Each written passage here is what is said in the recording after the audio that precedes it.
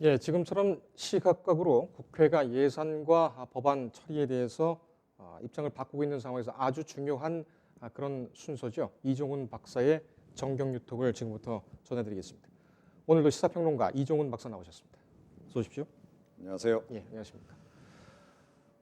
지난 13일 날 원래는 이 패스트트랙 법안을 상정을 하겠다 이렇게 했는데 결국 또 미뤄졌습니다. 그리고 주말 휴일 동안 4+1 이 연대도 장담할 수 없다 이런 얘기까지 지금 나오고 있습니다.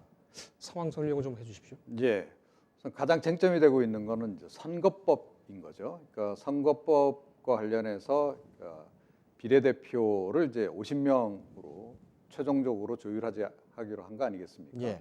원래 패스트트랙 지정될 당시에 초안은 지역구 225명, 비례대표 75명.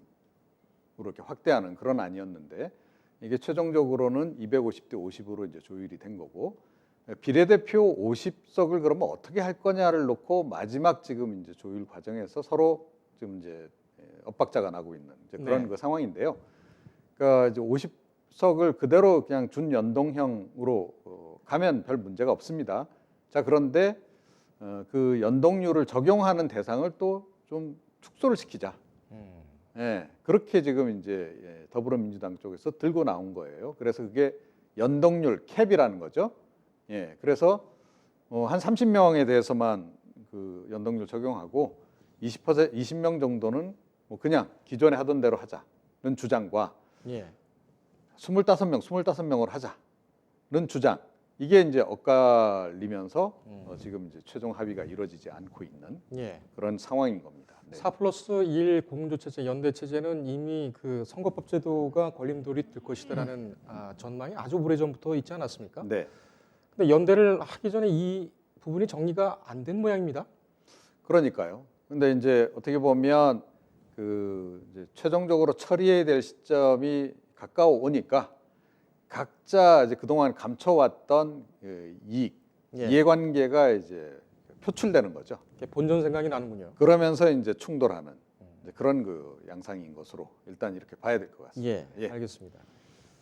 4+1, 4+1 이 부분에 대해서는 뭐 지금 뭐랄까요, 심상정 정의당 대표 같은 경우에는 대기업의 중소기업 후려치기다, 단가 후려치기다 뭐 이렇게 강하게 비판을 했고 자유한국당이나 다른 쪽에서도 이 부분에 대해서는 글쎄요, 뭐 장외 투쟁 외에 선거법 개정안이 통과가 되더라도 나중에 이 어떤 권한쟁의라든지 이런 문제로 해서 또 법적인 분쟁을 계속 벌일 것 같습니다.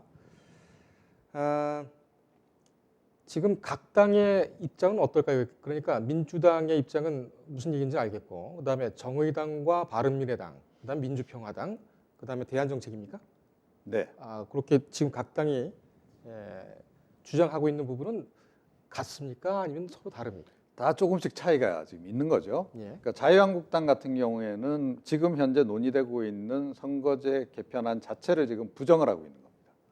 그러니까 처음에 패스트트랙에 올린 법안도 부정할 뿐만 아니라 최근에 이제 여야가 합의를 지금 해 가고 있는 중에 있는 그 안건 자체도 지금 반대를 지금 하고 있는 거예요. 예, 그렇기 때문에 만약에 이거 이제 통과시키게 되면 우리 가만히 안 있겠다. 결사항쟁, 결사 저지하겠다라고 지금 이야기를 지금 하고 있는 그런 상황인 거고요. 그러니까 이제 자유한국당 쪽에서의 이제 주장은 뭐냐면 이게 결국은 그 여당과 소수 야당들이 짬짬이로 자기네들 이익을 적절히 지금 섞어서 선거제도 자체를 많이 훼손시킨 거 아니냐. 그런데다가 이 선거제라고 하는 것은 게임의 룰이다. 한 번도 제1야당이 반대하는 상태에서 또는 협상에 들어오지 않는 상태에서 일방적으로 처리한 적이 없다. 그렇기 때문에 이거는 지금 여당이 다른 소수 야당들하고 4+1 협의체를 만들어서 하더라도 인정할 수 없다라고 얘기를 하는 것이고요. 그다음에 이제 그 4+1 협의체 내에서는 최근에 가장 이제 그 극한 대립을 하고 있는 것은 더불어민주당과 정의당이에요. 의외로 두 당이 상당히 공조를 좀 잘 해오지 않았습니까? 막판에 지금 이제 부딪히고 있는 게 조금 전에 말씀드린 연동률 캡, 그 다음에 이제 석패율 제도 거예요. 예.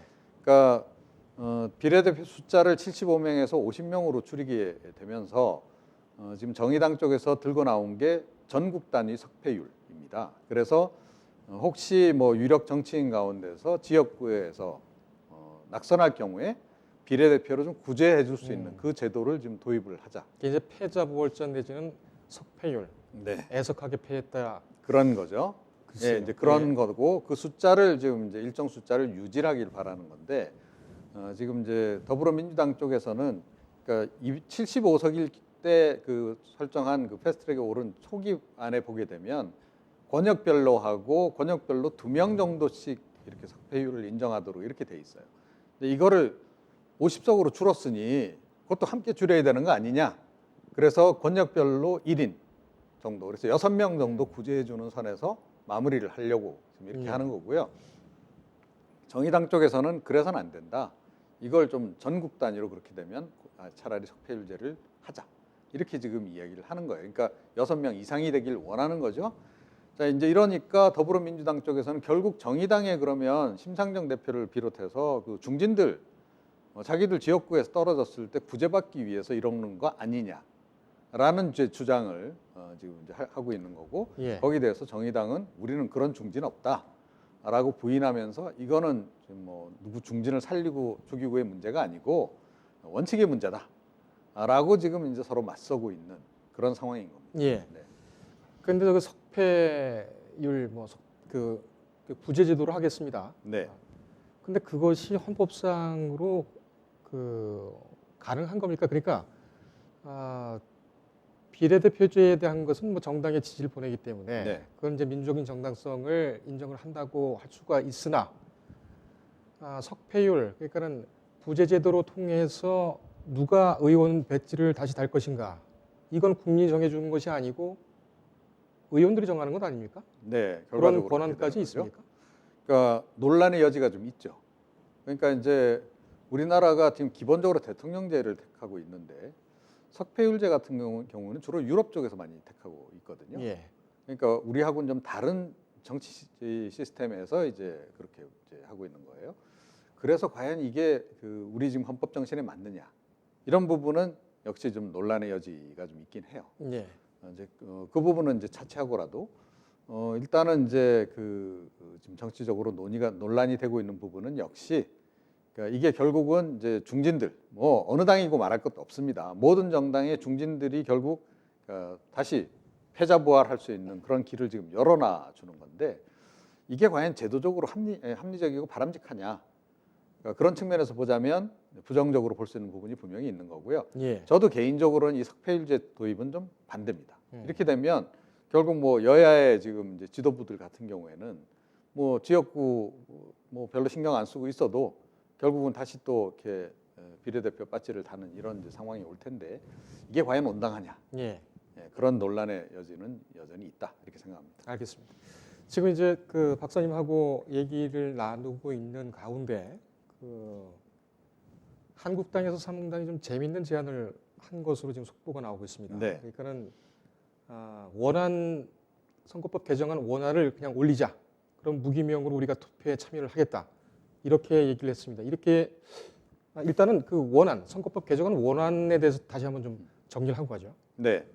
그러니까 기존에 지금 이제 지역구하고 이제 비례대표를 보게 되면 253대 47이에요. 예. 이제 이게 어떤 그 사표를 많이 유발시킨다는 거예요. 그러니까 지역구 소선구제 위주로 이렇게 돼 있다 보니까 사표가 많이 발생해요. 예. 그러니까 뭐 한 35% 득표만 해도 심지어 당선되는 경우가 생긴다는 거죠. 예. 중간에 표 몇 사람이 가져가고 뭐 제1야당의 누군가 또는 제1 다른 대한정당의 누군가가 득표를 하더라도 한 30몇 퍼센트, 4% 이렇게 득표를 하고 이러면 사실은 한 70여 퍼센트 정도 이렇게는 그냥 사표가 돼버리는 거죠 결과적으로. 자 그러면서 이제 비례성 내지는 대표성이 약화가 되는 거예요. 그러니까 국민의 대표를 보내는 건데, 그러니까 대표성이 약한 사람이 국회로 진출하는 문제. 그 문제를 해결하려면 결국은 우리가 지금 투표할 때 지역구 의원 후보자 투표하고 정당 투표를 하잖아요. 정당 투표를 하는 부분을 조금 더 많이 인정을 해줘서 사표도 방지하면서 좀 대표성도 좀 더 확보하자.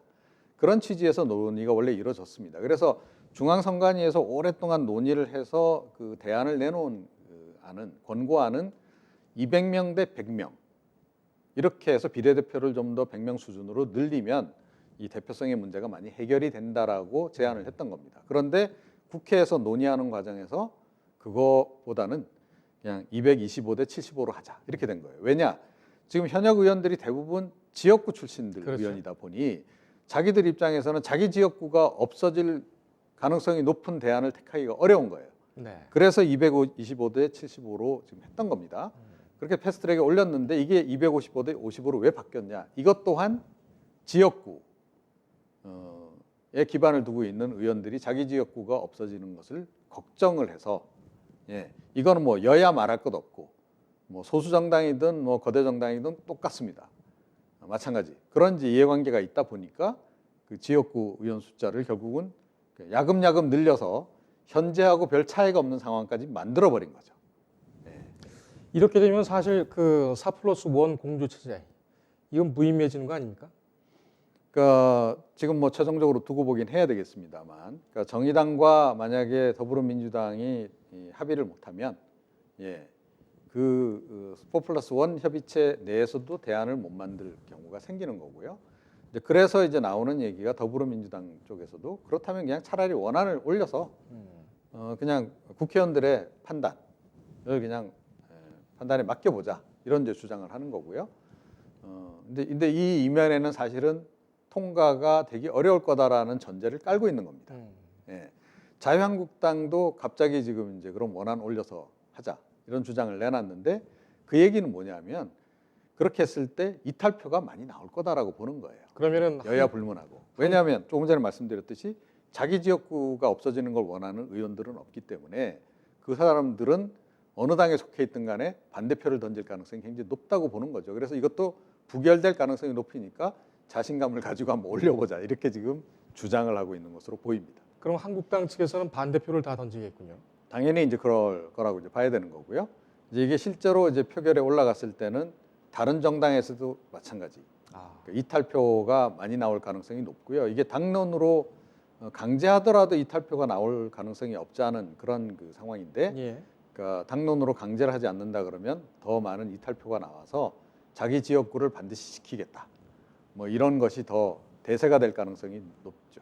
그렇습니다. 이렇게 되면은 민주당, 여당이 더불어민주당 같은 경우는 자칫 고립될 가능성도 상당히 좀 크겠습니다. 그리고 선거법 개정안이 결국 그 뭐랄까요, 좀 진보된 또는 더 개정된 그런 부분으로 가지 않고 원안대로 가게 된다면 이후에 공수처법이라든지 수사권 조정에 대한 검찰개혁법, 유치원 3법 이런 나머지 패스트트랙으로 올라간 그 법안들도 줄줄이 통과가 좌초되지 않겠느냐 이런 우려도 좀 제기가 됩니다. 어떻게 보십니까? 그러니까 이 선거법 개편안에 합의가 이루어지면 당장 공수처법이 처리가 어려워질 가능성이 높습니다. 이게 다 이제 패스트트랙에 묶여서 지금 한데 올라갔는데요. 그러니까 공수처는 지금 더불어민주당 또 문재인 대통령이 꼭 하기를 원하는 법안 아니겠습니까? 자, 그런데 사실은 그거를 매개로 해서 연계고리로 해서 다른 소수 야당들이 지금 들고 나온 게 그러면 선거제를 개편을 해서 비례대표 숫자를 늘려서 우리가 의석을 좀 더 많이 확보할 수 있는 기회가 생긴다면 공수처법 설치에 대해서 우리가 응해 주겠다. 이것이 사실은 패스트트랙 그 합의 과정이라고 보시면 돼요. 자, 그런데 만약에 이 한 축이 무너진다.